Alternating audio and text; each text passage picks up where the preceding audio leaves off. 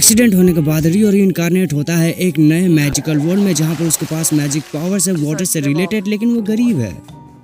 Story के starting में ही हम बहुत ही अच्छे जंगल झाड़ को देखते हैं। गुड एनिमेशन के साथ ही यहीं पर ही एक लड़का सोकर उठता है। इसका नाम रियो होता है। रियो एक वाटर मैजिशियन है जो कि वाटर का यूज कर सकता है मैजिक के तौर पे। एंड ये दिखने में बिल्कुल ही यूटा के जैसा है। अब यहाँ पर रियो आया कैसे ये हमें बताया जाता है। सो एक दिन रियो एक नए जगह पे उठता है जहाँ पर एक और पर्सन होता है और वो पर्सन इसे बताता है, मैं तुम्हें बता दूं कि अभी तुम आफ्टर लाइफ में नहीं हो। अब ये गॉड या फिर जो भी पर्सन है वो रियो का नाम पूछता है। साथ ही वो ये भी कहता है, फाइनली काफी दिनों के बाद मुझे कोई विजिटर मिला है। ये पर्सन ये बताता है कि रियो तुम्हें पता है कि तुम मर चुके हो एंड सैडली तुम यहाँ पर हो। रियो को पता होता है कि उसका एक्सीडेंट होने की वजह से ही वो मरा था। साथ ही रियो ये पूछता है कि क्या तुम कोई गॉड हो। और हाँ, रियो अभी आफ्टर लाइफ में ही है। पर्सन ये बताता है कि नहीं, मैं गॉड तो नहीं हूँ, लेकिन तुम्हारी सुविधा के लिए तुम्हारे वर्ल्ड में तुम चाहो तो मुझे एंजल कह सकते हो। अब रियो को इतना तो पता चल चुका है कि वो रीइंकार्नेट होने वाला है किसी नई दुनिया में। इसी वजह से ही वो ये सोच रहा था कि मैं अपनी नई दुनिया में कैसे अपनी जिंदगी की शुरुआत करूंगा। एंजल उसे ये बताता है, मैं भी तुम्हें कुछ काम नहीं दे सकता हूँ क्योंकि मुझे किसी ने भी ये नहीं कहा है कि तुम्हारा कोई काम है उस न्यू वर्ल्ड में। इन बातों को पता चलने के बाद रियो ये बताता है, अगर ऐसी ही बात है तो मैं अपनी लाइफ बहुत ही शांति एंड स्लो तरीके से जीना चाहता हूँ। एंजल ये बताते हैं, तुम जिस दुनिया में रीइंकार्नेट होने वाले हो वो दुनिया जादुओं से भरी है एंड इस दुनिया का नाम है फाई। साथ ही फाई में अब तक सिर्फ 20% ही कुछ ऐसे चुनिंदा लोग हैं जो कि स्पेल का यूज कर सकते हैं। एंजल वाटर मैजिक का पावर देते हैं रियो को क्योंकि इसमें ही रियो बहुत अच्छा कर सकता है, ऐसा उन्हें और रियो को लगता है। एंड क्योंकि रियो को एक स्लो लाइफ चाहिए था, इस वजह से ही उसे फॉरेस्ट ऑफ रोंडो में रीइंकार्नेट किया जाएगा। यहाँ पर रियो को एक नया घर दिया गया है। साथ ही 2 महीने तक का उसके पास खाना भी है और यह खाना आइस मैजिक से स्टोर किया गया है, ऐसा रियो महसूस करता है, जो कि सच्चाई है। मॉन्स्टर से बचने के लिए घर के आसपास एक बैरियर भी है और इसे एक किताब भी दिया गया है जिसकी मदद से उसे इस वर्ल्ड के बारे में पता चलेगा। एंड रियो बिना इस वर्ल्ड के लैंग्वेज को जाने ही इस बुक को पढ़ पा रहा है। रियो को 2 बुक दिए गए हैं। इसके बाद रियो बाहर आकर अपने वाटर मैजिक को प्रैक्टिस करने की कोशिश करने लगता है। अब रियो को अपने पावर का एहसास हो चुका है। वो घर में आता है एंड अभी अपने मैजिक का यूज करना बंद करता है क्योंकि अब वो बाहर बैठकर लकड़ी से आग जलाने की कोशिश कर रहा है। बट कुछ देर की मेहनत और थकान की वजह से रियो आग जलाने में नाकामयाब होता है। इसके बाद वो लेट कर सन को देख ही रहा होता है। इससे उससे आइडिया आता है कि उसे अपने पानी को फ्रीज करना चाहिए। वो करने की कोशिश करता है बट ये होता नहीं है। बट अब क्योंकि रियो को आइस बनाना है, ऐसा करना उसे कूल भी लगता है एंड अभी उसकी जरूरत भी है। इसी वजह से ही वो कॉन्सेंट्रेट करके अपने मैजिक का यूज करने लगता है। वो पानी से हीट को निकालने की कोशिश कर रहा है ताकि उसे आइस बनाया जा सके। काफी देर तक ऐसे ही करने के बाद वो फाइनली पानी से H2O को कॉन्सेंट्रेट करने के बाद उसे आइस में कन्वर्ट करने में कामयाब होता है। देन इससे वो बहुत ज्यादा खुश हो जाता है। साथ ही वो उसका यूज करके सनलाइट के रेज को उस आइस के बड़े से सर्कल से पास कराता है, जिसकी वजह से वो आग को जलाने में भी कामयाब होता है। फिर रात होती है। अभी वो नहा रहा है। नहाते वक्त रियो ये सोच रहा होता है कि मैजिक की वजह से उसका आज का दिन काफी आसान हुआ एंड साथ ही मैजिक से तो लाइफ को जीना भी काफी ज्यादा इजी हो रहा है। खाते वक्त वो ये सोच रहा था कि मिकेल ने मुझे 2 महीने तक का खाना दिया है। इसका ये मतलब है कि मुझे जल्दी ही हंटिंग सीखना पड़ेगा ताकि मैं भूखमरी से मरूं ना। के बाद रियो ये सोचता है, बाहर बैरियर होने की वजह से मुझे मॉन्स्टर्स का खतरा नहीं है। इसका ये मतलब है कि मुझे ऑफेंसिव मूव्स को भी प्रैक्टिस करना पड़ेगा ताकि मैं बाहर जाकर हंटिंग कर सकूं।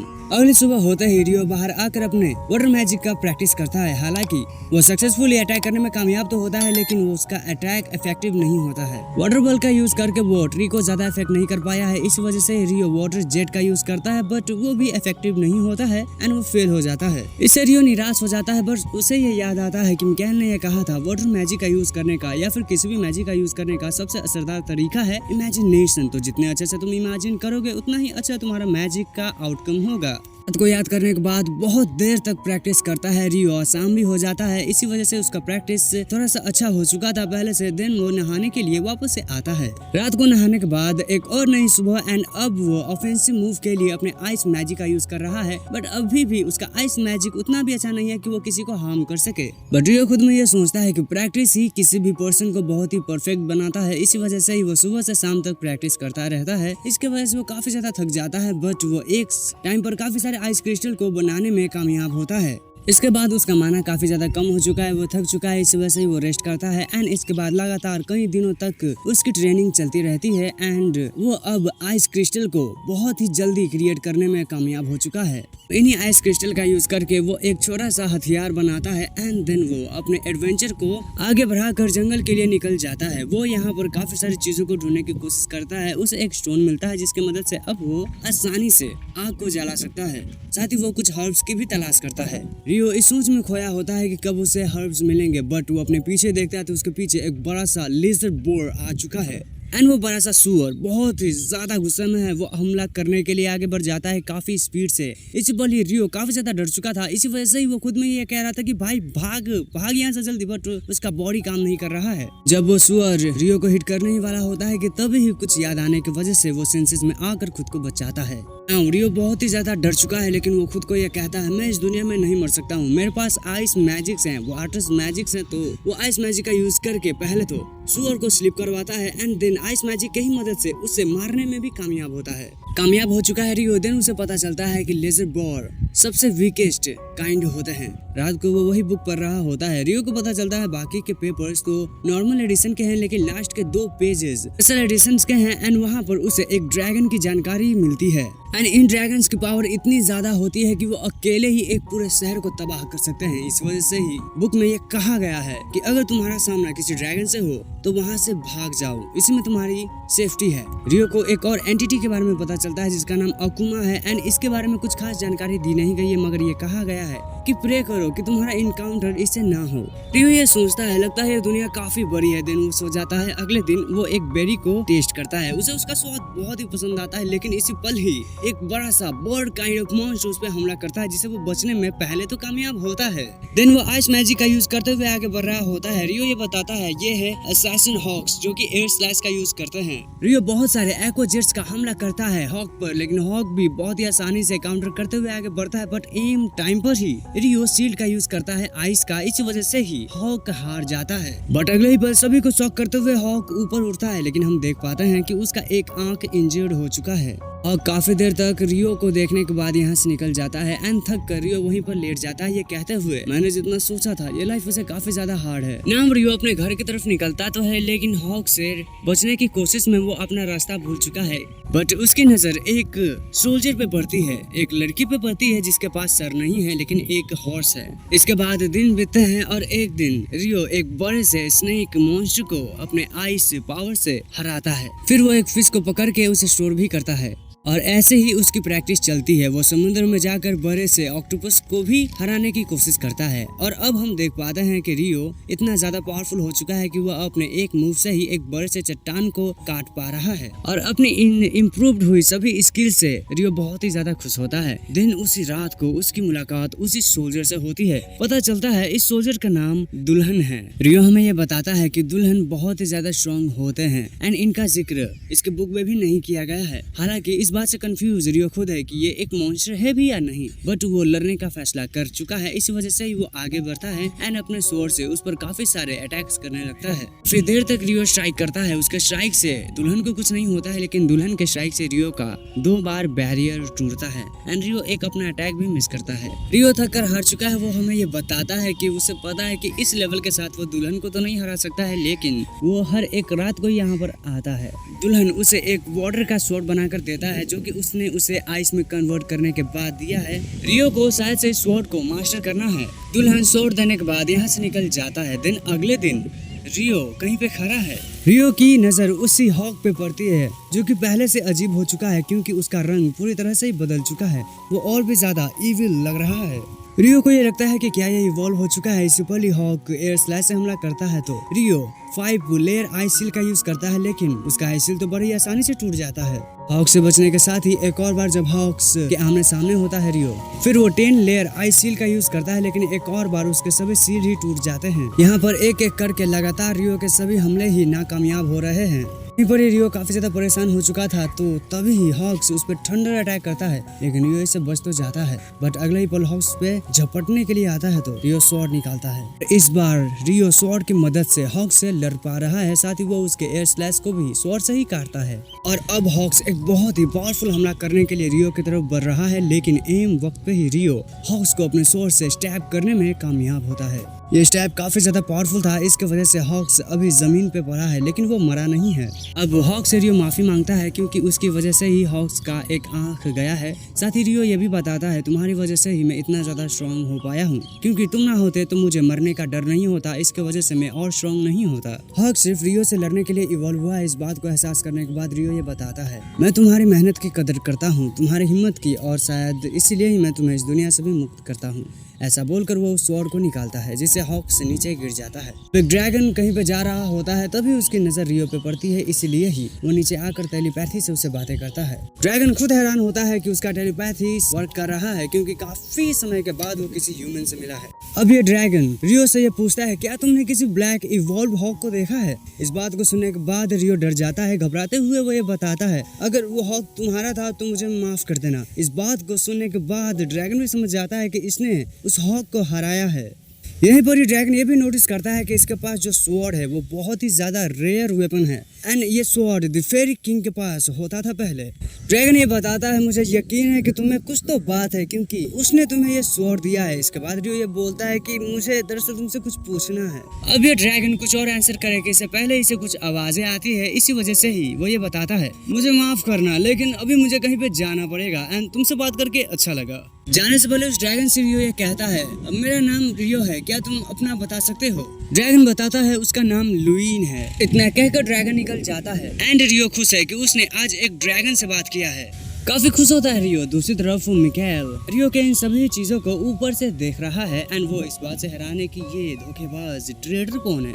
पता चलता है मिकाएल ने आज से 10 साल पहले एक और लड़की को यहाँ पर भेजा था, एंड साथ ही रियो में कुछ स्पेशल है, एंड वो धोखेबाज ट्रेड असल में वर्ड कुछ नहीं है, बल्कि उसका कुछ हिडन टैलेंट है, जिसे इटर्नल यूथ कहा जाता है। दूसरी तरफ ये पर्सन नदी के किनारे शिप के पास बेहोश पड़ा है, एंड अगले दिन रियो यहीं पर चला आता है। वो अपने सामने एक बड़े से शिप को 2 हिस्सों में बटा हुआ देखता है। यहाँ पर रियो इसलिए आया था क्योंकि उसे सॉल्ट एंड कुछ सी फूड खाने का मन हो रहा था। यहाँ के हालात देखकर रियो काफी ज्यादा हैरान है, बट उसे एक पर्सन भी मिलता है जो कि बिल्कुल भी हरकत नहीं कर रहा है, लेकिन उसकी नजर एक और पर्सन पे जाती है जो कि हरकत कर रहा है, एंड ये वही रेड पर्सन होता है। अब इस पर्सन के साथ सही में हुआ क्या है ये हमें दिखाया जाता है। सो एक बहुत ही भयंकर रात होती है। इसके शिप पर एक बहुत ही बड़े स्क्विड और ऑक्टोपस मॉन्स्टर ने हमला किया होता है। इसके वजह से ये कुछ भी नहीं कर पाता है, एंड इसका शिप पूरी तरह से क्रस्ट होकर पानी में डूबता है। साथ ही ये भी समुद्र की गहराइयों में जाने लगता है।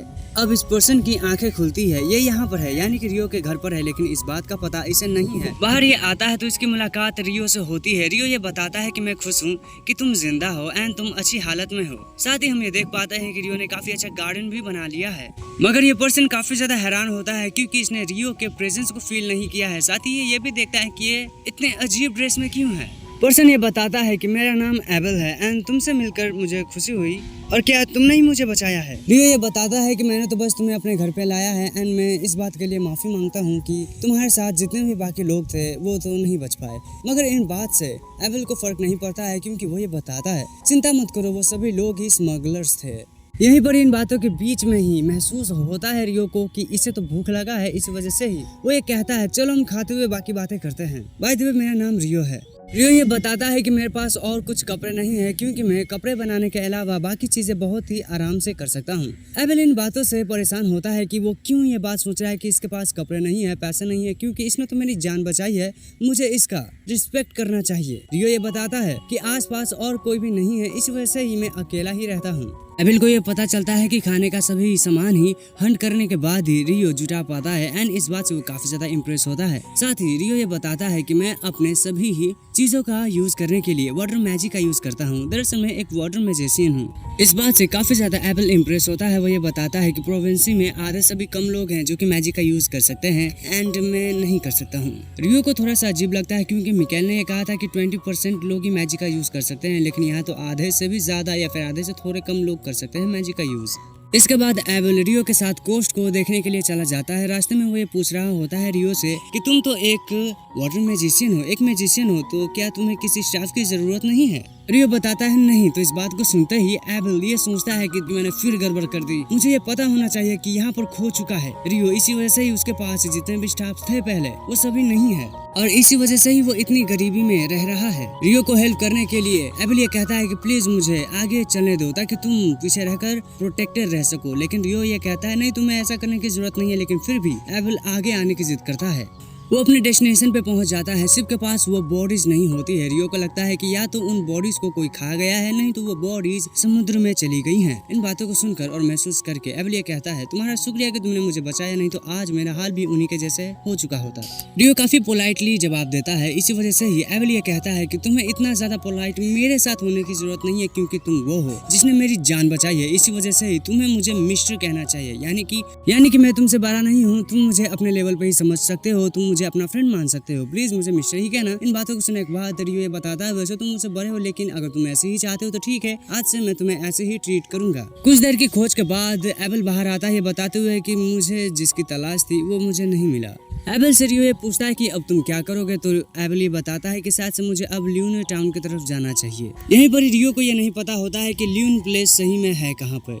एंड इस बात से ज्यादा घबराया नहीं होता है एबल। साथ ही वो ये पूछता है कि रियो क्या तुम मेरे साथ आना चाहोगे? एबल ये बताता है कि मुझे पता है ये थोड़ा सा अजीब लग सकता है, लेकिन मुझे तुम्हारी मदद की बहुत ही ज्यादा जरूरी होगी, इस वजह से ही हम मिलकर ल्यून शहर में जा सकते हैं। एबल ये बताता है कि मुझे एक गाइड की जरूरत है एंड तुम्हें इन इलाकों का काफी अच्छे से पता है, इसी वजह से ही तुम मेरी काफी मदद कर सकते हो, प्लीज मेरे साथ चलो। कुछ देर सोचने के बाद रियो ये बताता है ठीक है, मैं तुम्हारी मदद करने के लिए तुम्हारे साथ जाने के लिए तैयार हूँ, लेकिन जाने से पहले मुझे कुछ सामान को रेडी करना है। एबल रियो से हाथ मिलाता है ये कहते हुए कि तुम्हारा बहुत शुक्रिया कि तुम मेरी मदद करने के लिए तैयार हो चुके हो। रियो अपने घर एंड फल फूल साथी गार्डन को देख रहा होता है। साथ ही अंधेरा होने के बाद वो यहाँ से निकल रहा होता है। इसी वजह से ही एबल ये पूछता है कि तुम इस वक्त कहाँ जा रहे हो? तो रियो ये बताता है कि तुम चिंता मत करो, मैं इस वक्त जाता रहता हूँ बाहर, ये मेरी कुछ पर्सनल कामें हैं। तो एबल कहता है केयरफुल रहना। मैंने तो ये सोचा था कि उसने कहा था कि आसपास कोई नहीं रहता है।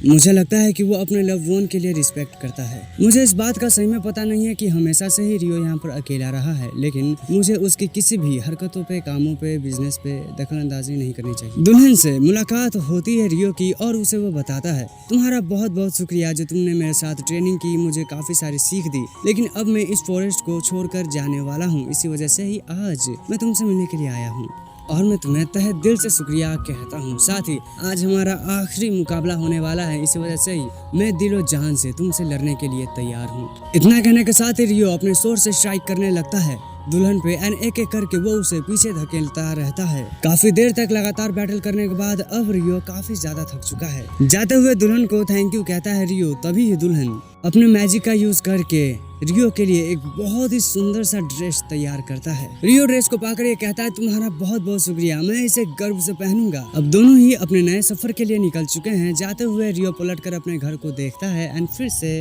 आगे बढ़ता है। थोड़ी देर ये चले थे कि इनके रास्ते में एक बड़ा सा सुअर आ जाता है। तो इस बार एबल ये बताता है कि मैं इसे लड़ूंगा एंड सक्सेसफुली एक ही हमले में वो सुअर को मार गिराता है। रियो काफी ज्यादा अमेज्ड होता है। इसी वजह से एबल उसे समझाता है कि ये क्या था। एबल ये बताता है कि ये कुछ ऐसी टेक्निक्स है जो कि नॉन मैजिक यूजर्स यूज करते हैं, खास तौर से सोल्जर्स। एक रात यहाँ पर बिताने के बाद ये आगे बढ़ रहे होते हैं तो लेके अंदर ये दो लिजर्ड फॉग को देखते हैं, क्योंकि ये बहुत ही ज्यादा स्ट्रॉन्ग ओपोनेंट्स बन सकते थे। इस वजह से ही एबल बचकर इनसे निकलने की कोशिश करता है। बट अगले ही पल रियो ये नोटिस करता है कि इनका पीछा वही लिजर्ड फॉग कर रहे हैं। इसी वजह से ही वो एबल को ये बताता है कि हमारा पीछा किया जा रहा है और अब मैं तुम्हारी मदद करूंगा, क्योंकि बहुत ही ज्यादा नंबर्स में लिजर्ड फॉग हमारे ओर आ रहे हैं। अपने एक ही आइस हमले से बहुत सारे लिजर्ड फॉग को बड़े ही आसानी से रियो हराता है और एबल भी काफी मदद करता है रियो की। कुछ देर बाद एबल रियो से पूछता है कि वो क्या था जो तुमने यूज किया। रियो ये बताता है कि मुझे सही में तो नहीं पता, लेकिन ये एक आइस मैजिक था जो कि वाटर से ही मैंने क्रिएट किया है। एबल कहता है तुमने जो यूज किया वो एक तरह से वाइंड मैजिक था जो कि काफी ज्यादा मुश्किल है तुम्हारे लिए करना, लेकिन रियो ये कहता है नहीं, वो वाइन मैजिक नहीं था, वो काइंड ऑफ उसके जैसा सिमिलर तो है, लेकिन ये वाटर मैजिक ही है। इन बातों को सुनकर थोड़ा शांत हो जाता है एबेल। वो ये कहता है ठीक है तो हम चलते हैं, लेकिन इससे पहले रियो उसके लिए पानी देता है क्रिएट करने के बाद कि ये लो पहले पी लो, तुम थक चुके हो, फिर तो हम आगे बढ़ेंगे ही। इसके बाद ये आगे बढ़ रहे होते हैं तो एक कॉइन को देख कर रियो बताता है मैंने कभी भी मनी नहीं देखा था। एबेल ये बताता है ये वो सिक्का है जो कि किंगडम ऑफ नाइटली में यूज किया जाता है। पता ये चलता है कि हर एक प्रोविंसी के पास हर एक अलग अलग सिक्का होता है। एबेल ये भी बताता है kingdom of Knightley 3 measures nation में से एक है और भी 2 एम्पायर्स हैं, पहला दिबुही एम्पायर एंड दूसरा हैंजुलियू फेडरेशन। एम्पायर की बातों को सुनकर रियो का रिएक्शन कुछ अजीब था, इस वजह से ही एबेल ये पूछता है क्या तुम्हें एम्पायर्स पसंद नहीं है। रियो ये बताता है कि नहीं ऐसी कोई बात नहीं है, लेकिन देबू ही कुछ नाम अजीब है। रियो ये क्लियर करता है किसी भी लोग के लिए वो जहाँ पर रहते हैं उस शहर का नाम, उस नेशन का नाम बहुत मैटर करता है, और मैं ये किसी से नहीं कहना चाहूंगा कि मैं देबू ही में रहता हूँ, वो काफी ज्यादा अजीब लगता है मुझे। ये बढ़ी रहे होते हैं कि तभी ही एक स्टोन को काटता है एबेल, क्योंकि उन पर हमला किया जा रहा है। प्रोटेक्ट तो खुद को रियो भी करता है, तो इन्हें गोलेम्स मॉन्स्टर्स ने सराउंड किया है। रियो ये बताता है कि मुझे तो लगा था कि ये सभी इंसानों के जैसे देखने में होंगे। रियो को यहीं पर रहने का कहकर एबेल आगे बढ़ता है एंड अपने एक ही मूव से वो गोलेम के बड़े से स्टोन को बीच से ही चीरता है, बट वो गोलेम्स खुद को रीजनरेट कर सकते हैं। गोलेम से दूर हटता है एबेल एंड इसी पल ही रियो ये कहता है कि अगर तुम बुरा न मानो तो मुझे एक अटैक करना है, क्या मैं कर सकता हूँ। एबेल की मंजूरी मिलते ही 10 लेयर्स ऑफ आइस वॉल से वो हमला करता है। रियो के इस अमेजिंग से पावर्स को देखकर एबेल तक हैरान होता है एंड रियो ये बताता है चिंता मत करो, मैं बाकी के गोलेम्स को भी इनसे खत्म कर सकता हूँ। लेकिन सभी को खत्म करने के बाद भी एक मॉन्स्टर नहीं हिल रहा था, इसी वजह से रियो को काफी अजीब लगता है, बट ये लोग उसके मैजिक स्टोन को भी देखते हैं, यानी कि इन्हें एक बहुत ही रेयर स्टोन मिलने वाला है। साथ ही ये यहाँ पर बैठकर नजर रखे हैं एक बहुत ही खतरनाक जायंट हिप्पो पर। यहीं पर ही कुछ और ऊपर से उड़ते हुए मॉन्स्टर आ रहे होते हैं। इससे रियो काफी ज्यादा खुश हो जाता है क्योंकि उसे अब मॉन्स्टर फाइट देखने को मिलने वाला है एंड इसके बाद ही बड़ा सा जायंट हिप्पो खड़ा होता है जो कि सही में ही काफी ज्यादा बड़ा होता है। सभी ड्रैगन मॉन्स्टर एक एक करके जायंट हिप्पो पर हमला तो करते हैं, लेकिन जायंट हिप्पो के एक दहाड़ से ही वो नीचे गिर जाते हैं। नाउ रात को बैठकर खाने पकाने के साथ ही ये बातें कर रहे होते हैं। यहाँ पर एबेल डंजन्स के बारे में बताता है तो रियो बहुत ही ज्यादा एक्साइटेड हो जाता है। पता ये चलता है ये जहाँ पर जा रहे हैं वहाँ पर भी एक सीक्रेट डंजन है एंड इस बात से रियो काफी नाखुश होता है कि इसने मुझसे ये बात अब तक छुपाई क्यों। लेकिन एबेल ये बताता है कि नहीं, मुझे नहीं पता था कि तुम्हें सही में इतना ज्यादा डंजन पसंद है, मैंने तो बस ऐसे ही तुमसे नहीं कहा। इन बातों को सुनने के बाद रियो ये बताता है और भी कोई बात है जो तुम मुझसे भूल गए हो कहना तो बता दो। तो एबेल ये बताता है मुझे यकीन है कि तुम्हें एल्व्स एंड ड्वार्फ्स के बारे में पता होगा, है ना। रियो बताता है कि मुझे डिटेल में बताओ, तो एबेल ये कहता है ड्वार्फ्स बहुत ज़्यादा स्किल्ड स्मिथ होते हैं एंड बहुत ही अच्छे होते हैं लड़ाई में। ल्यूने सिटी में काफ़ी सारे होते हैं और बात रह गई एल्व्स की तो वहाँ पर बहुत ही कम है, मेरे ख्याल से सिर्फ एक ही है। यहीं पर रियो ये बताता है कि मैंने ऐसा ही कुछ पिक्चराइज किया था, लेकिन कैसे ये नहीं बताता है वो एबेल को। इससे वो थोड़ा सा परेशान होता है। हालांकि रात खत्म होता है एंड दिन शुरू होता है। आगे बढ़ते हुए रियो पूछता है कि क्या हम माउंटेन पार करने के बाद ह्यूमन टेरिटरी में पहुंचेंगे, लेकिन इस बात पर शक होता है एबेल को। इन बातों को सुनने के बाद एबेल ये पूछता है रियो से कि तुम्हें ये सभी जानकारी कैसे मिली। तो रियो ये सोचता है कि कैसे उसे उस ड्रैगन ने सभी चीजों के बारे में ही डिटेल में बताया था, लेकिन वो अभी कुछ भी नहीं कहता है एबेल से। वो ये बताता है कि शायद मुझे पहले से ही पता था। थोड़ी देर ये आगे बढ़ते हैं कि तभी इनके पीछे एक बहुत ही बड़ा सा उड़ने वाला मॉन्स्टर आता है और वो मॉन्स्टर बहुत ही घूर कर एबेल को देख रहा होता है, जिससे एबेल बहुत ही ज्यादा डर चुका है। हालांकि ये दोनों ही एक एक मांस का टुकड़ा ऊपर फेंक कर उस मॉन्स्टर को यहाँ से जाने के लिए मजबूर कर देते हैं। इस बात से ये दोनों ही खुश होते हैं कि ये बच चुके हैं। फिर ये आगे बढ़ रहे होते हैं बर्फ से ढके हुए माउंटेन के ओर एंड ये दोनों यही बातें कर रहे होते हैं कि अगर ये उस मॉन्स्टर से लड़ते तो शायद इन्हें काफी ज्यादा मुश्किलें होती।